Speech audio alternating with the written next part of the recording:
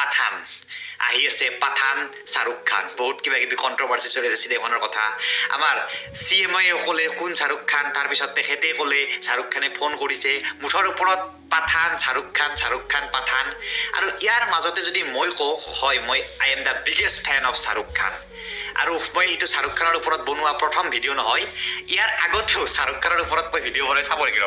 যিৰ পৰা 4 বছৰ আগত মই এইটো ভিডিঅ' বনাইছিলো জিৰোৰ পৰা প্ৰায় 8,000 কোটি টকাৰ মালিক শাহ ৰূখ খান ইমানে ভাল পাওঁ শাহ ৰূখ খানৰ ঘৰকো গৈছিলো দকচোন এক্টৰ বুলি ক'লি বহুত এক্টৰকে মই ভাল পাওঁ মই বেয়া পোৱা এক্টৰ নাই সকলোকে ভাল পাওঁ কিন্তু নাম্বাৰ 1 সদায় শাহ ৰূখ খান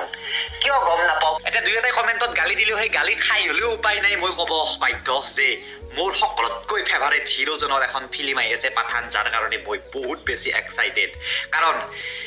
কি কাৰণ ছাৰ নাই একো আৰু কোনোবাই না কাবাক ভাল পাই না কিবা কাৰণে আপুনিও কাবাক ভাল পায় মই শাহ ৰূখ খানক এজ এক্টৰ ভাল পাওঁ দিয়ক কিয় নাজানো আৰু এটা কথা যে বৰ্তমান বলিউডৰ অৱস্থাটো অলপ বেয়া হৈ গৈ আছিল তো বলিউডক বচাবলৈ বলিউডৰ ৰজাই আহিব লাগিব শাহ ৰূখ খান তো আহি গৈছে কিং মুঠৰ ওপৰত শাহ ৰূখ খান যদি কোনোবা বাহিৰত আপুনি আমেৰিকাত যায় ইংলেণ্ডত যায় ক'বাত যাই পিনে এক্টৰ বুলি কয় ইণ্ডিয়ান এক্টৰ তেওঁলোকৰ মুখত শাহ ৰূখ খানে চাগে আহিব আমেৰিকাৰ ৰাষ্ট্ৰপতি আহিও ইয়াত শাহ ৰূখ খানৰ নামে কয় হয় আপুনি ভাল পাওক বেয়া পাওক শাহ ৰূখ খানক ইগনোৰ কিন্তু কৰিব নোৱাৰে